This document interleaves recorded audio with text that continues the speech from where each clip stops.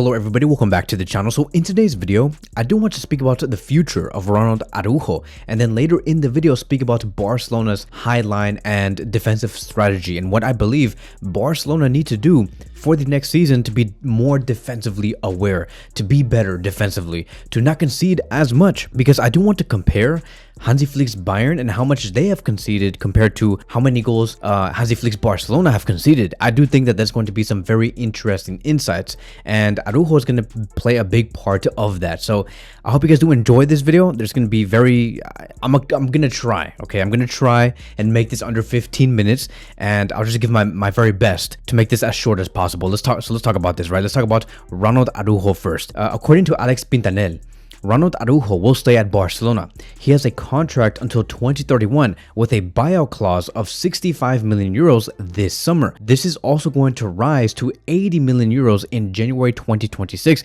if he is not signed by a different club in this upcoming summer.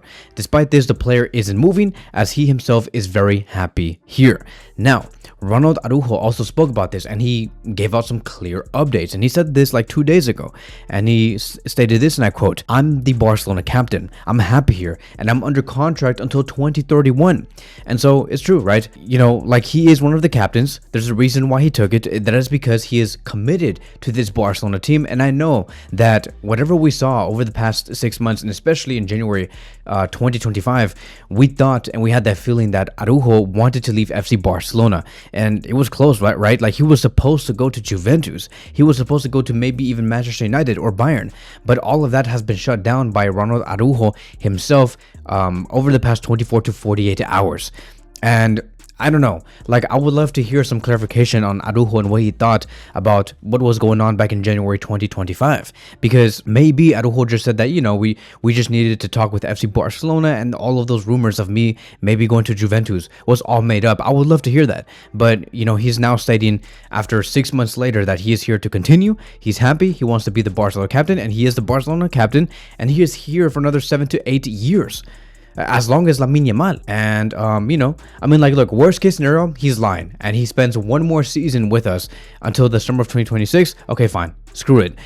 I mean, like, the release clause is only going to raise to 80 million euros in January 2026. So we're going to be getting even more money for Araujo, and that is going to automatically reflect on our accounts and raise more funds for ourselves. So either way, we win. But the fact that Araujo has came out and said that, you know, he's the Barcelona captain, he's happy here, he's under contract with the Barcelona until 2031, then okay, fine. We're going to start planning with Araujo and how we should, you know, approach the next season with Araujo in our plans. And so, you know, I'm not even going to lie to you. I honestly thought that Araujo was going to be one of the players that was going to leave in this summer. I really did think that, because Barcelona need funds. They need to raise funds. We want to bring in brand new players. I mean, like, look at how we're trying to bring in Rashford on a loan move, which is basically for free. And we're only going to be spending 25 to 30 million euros on a new goalkeeper named Joan Garcia. It's very clear that Barcelona want to be smart in terms of how they spend their money. We're only going to be spending, like, what, 25 to 30 million euros, and within 2 players. It's clear that Barcelona want to be smart, and so that makes me assume that, you know, maybe Araujo could be one of those players alongside with Ter Stegen to be leaving in the summer, but it just does not seem like it's going to be happening. Now, once again, going into the next summer, I mean, not next summer, the next season, he's no longer going to be battling for the right back position. That's out of the equation. He's not going to be taking on that position anymore, because we have Jules Koundé and we have Eric Garcia. Eric Garcia is the main reason why Araujo will no longer see the right back position. Eric Garcia has been phenomenal as a right back, and he's going to be there and compete with Jules Koundé. Okay, fine.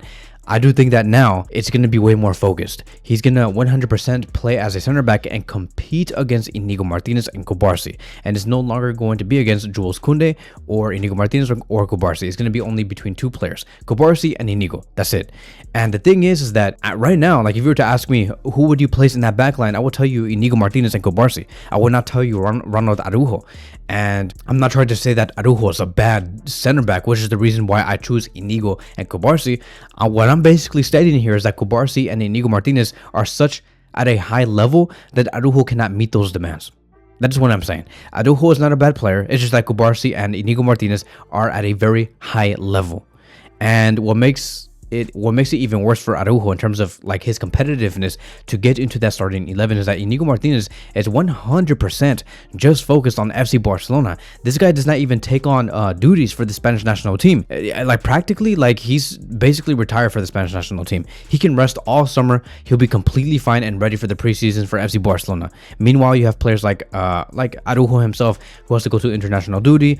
Of course, he's gonna experience some sort of fatigue, and he's gonna have to combat that against another center back who was named Inigo Martinez, who only strictly plays for FC Barcelona and never goes on international duty. So once again, the competitiveness and the level between these two center backs is extremely high, and Araujo is gonna have to really fight for that. Now, stepping away from that, I want to talk about Barcelona's defense, because let me kind of explain what this system is all about. It's a all-out attack, right? Barcelona push many players forward. They press immediately after losing the ball.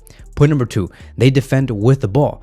Good attacking positions are meant to double as defensive cover, right? The reason why, like, these players sometimes play very good defensively in some occasions is because they position themselves really good when they do have the ball, and they're ready to potentially lose the ball like within a span of like 4 to 5 seconds.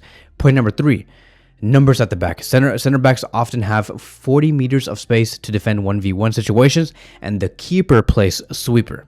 Okay, that's how the system works, and that's what Flick wants. Okay, sometimes we fail in some of those areas, but that is the intentions. Okay, the reason why goals fly in going up against us is because there's tiny concentrations, right? In specific attacking moments from the opposition, and you know, like, I just sometimes when the opposition has the ball, I do see some of these defenders lose focus. I sometimes do see Frankie, Pedri, it goes for everybody. They lose focus just for a little bit, and that converts to a big chance. Like one missed press and the whole back line is exposed in open grass. Like it's over. Also, with positional chaos after turnovers, it's also a huge issue if players aren't in their lanes, which sometimes we do see, right? Counters go straight through the middle, and teams like Atletico Madrid and Inter Milan have implemented that strategy and saw that weakness against Barcelona, and they capitalized off of that very well. And obviously, you know, with Hansi Flick's mindset and how he wants to implement his own football, it's risk over safety. Flick accepts conceding to keep the attacking frequency sky high, averaging like 2 or 3 goals per 90 minutes. This is what the players must provide going into the next season. Okay, now that we know that this is what our weaknesses are, we need sprinter fitness, right? Repeated 30 to 40 meters recovery runs is what we need to see from the players. The physical capacity of these players have to be even higher. We need instant pressing cues, knowing exactly who steps and who covers. We need more organization on that. We have seen some players, like for example, Pedri, step up, leaving a lot of space behind him, and a lot of the players like to go through the middle and have those big scoring chances, which is not good. Point number 3, ball security. Every bad touch triggers a 5-second fire drill. Point number 4, keeper and center back speed. We need more speed from the keeper, which is the reason why Joan Garcia is being eyed on, and we need the center backs to improve on their speed. Players like Inigo Martinez and Cubarsí are very decent at that. The reason why they rarely do get caught is because of their positioning, but speed is a requirement, because if we want to continue to score even more goals and go with the exact same idea, obviously we need to get better at the back, and our speed, our pace needs to improve. Players like Araujo can step in on that. Araujo is really good when trying to chase after the ball and trying to cover up a lot of space from behind. That is where he does fit in. However, the reason why Araujo fails a lot in Hansi Flick's current system at the back is because when he has the ball and he's being pressed, he ends up making a mistake. Go look at what Luis Enrique stated during I think it was like at halftime when it was PSG versus FC Barcelona. He said, look, Araujo is a clear weakness. You press him, he makes a mistake, and he passes the ball to whoever, and that ball can be misplaced. All you guys have to do is go after that ball because his balls are loose. I mean, like, pause. I don't know why I said that, but you guys understand what I mean. Like, the way that he passes the ball, sometimes it does not go in the correct speed, and players do intercept it. Luis Enrique caught that very well. So while, yes, Araujo is very good in terms of like tracking back and trying to go on 1v1s against, let's say, Kylian Mbappe or Vinicius, He's really good at that. He's a master. But I'm telling you guys, if we ever do face Atletico Madrid, Real Madrid, Inter Milan, City, Bayern, whoever, Arsenal, if they press Araujo, he does make those mistakes. And I think that moving forward, we have to create a better system when Araujo has the ball, and we need to have more support around him so he can have a better understanding on what his options are. We cannot leave him by himself and just make an assumption that he's going to figure it out by himself. We can do that with Barça. We can do that with Inigo Martinez because they're very good. They're composed. They don't lose the ball. They don't make mistakes. But Araujo, in those high-stake, high-intensity moments, he does. So there is a time and place for Araujo. In terms of ball retention and ball distribution, Araujo is not one of the best. Point number 5 is having a rock-solid mentality going into the next season. We have to continue with, if they can score 2, we can score 3 mentality. If we can do that, Barcelona will be fine. Now, I just find it kind of crazy to know that I do see some people saying that Hansi Flick's Barcelona is not so great because he does not implement the Barcelona DNA. They have lost it. And I just find that kind of interesting, right? Because, when Xavi was here and we were going through that 2022-2023 season and we only conceded 20 goals, we were playing very conservative, and many people at that time were saying, oh yeah, this is not Barcelona DNA because we play too defensive, too stagnant, and we're too conservative. And people were saying that this is not Barcelona DNA because they couldn't attack as much as they wanted to. They had no ideas moving forward. And then when Hansi Flick brought that and brought the ideas moving forward type of attitude, and we scored more goals, but now the fact that we're leaking more goals, they're saying this is not the Barcelona DNA. It's like we can't win either way. The fan narrative right now is like with Flick, too leaky. When we had Xavi Hernandez, it's too defensive. So it's either way, we can't win. I just think that, if Flick wants to find that perfect balance, he needs to meet within the middle between Xavi's Barcelona and the Barcelona that we saw from last season under Flick. Meet between those, and I think the Barcelona will be fine.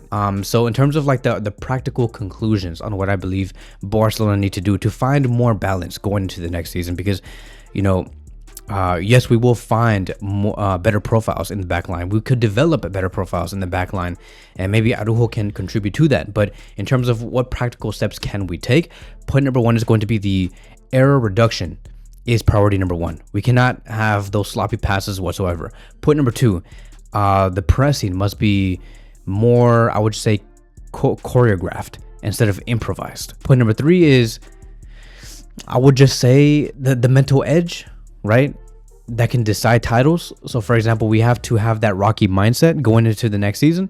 Concede less, be very, I would just say, how can I put this? Be more brave in those 1v1 defensive duels and 1v1 offensive duels. Be more daring. And when you're defending, have that Rocky mindset and just say that you're not going to get past us. And we obviously just strike back harder. If they try to create a big chance against you, we want to be able to find solutions back immediately. So, and in order to do that, you need to have that mental edge. And I would just say that, I think the fans should expect another roller coaster season next season. Even though I expect Flick to find that solution where we can find that balance between a very attacking side and a very defensive side, I don't expect us to be a team where we're going to be having a lot of clean sheets like we did under Xavi Hernandez's Barcelona. It's almost impossible. I don't think it's going to happen. We're going to continue to be that high scoring team, especially with, Marcus Rashford joining the squad. We're going to be conceding. I just hope that we concede less. That is the only thing that I do want. And I was taking a look at Hansi Flick's Bayern and comparing that to Hansi Flick's FC Barcelona, and I'm not gonna lie to you guys. If Barcelona defensively can mirror what Bayern were defensively back in 2019 and 2020, Barcelona will be okay. Because really think about this. Bayern under Hansi Flick have only conceded 50 goals in all competitive competitions. Barcelona under Hansi Flick conceded 72 goals. And so Barcelona's, Hansi Flick's Barcelona conceded 20 goals less compared to Hansi Flick's Bayern. And we're talking about the 2019-2020 season. And I think that if Barcelona can mirror Bayern's defensive line and the amount of goals that they have conceded, which is like 20 goals less going into the next season, Barcelona will be okay. And I believe that the reason why Hansi Flick found it, I would just say, defensively easier to concede less back in 2019 and 2020 with Bayern is because when he came in, he had a much more experienced defensive line with Alaba, Boateng, Pavard, and Davies. I mean, Davies was pretty new, but you understand the point, right? Like Alaba, Boateng, Pavard, they had 2 seasons together before Hansi Flick came in. The chemistry was already there.